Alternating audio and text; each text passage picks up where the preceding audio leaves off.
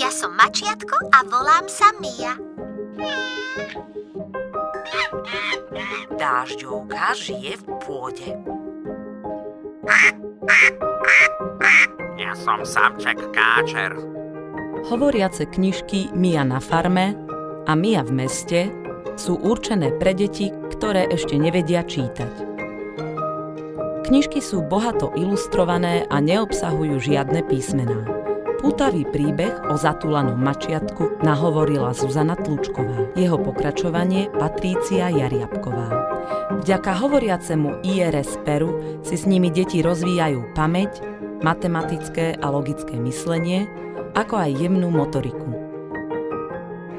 Každá knižka obsahuje 88 úloh v krúžkoch. Pohľadaj zvieratko, ktoré si so sebou stále nosí domček a prilož naň pero. Predstaví sa ti. 33 hádaniek v orieškoch. Z kvetu na kvet poletuje, krídlami ich ozdobuje. Čo je to? Množstvo básničiek a veľa zaujímavostí o zvieratkách, prírodných javoch, ovocí a zelenine či o živote v meste. V každej knižke je viac než 500 nahrávok, takže deti si užijú mnoho hodín zábavy a hravého učenia aj bez prítomnosti rodiča či učiteľa. A to nie je všetko. Ak si dokúpite nálepky, tie vám v knižke aktivujú úplne nové úlohy a hádanky.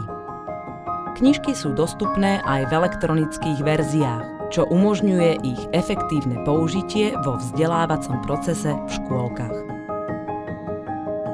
Hovoriace knižky Mia na farme, Mia v meste, ako aj príslušné nálepky k nim si môžete zakúpiť na stránke hovoriaceknihy.sk.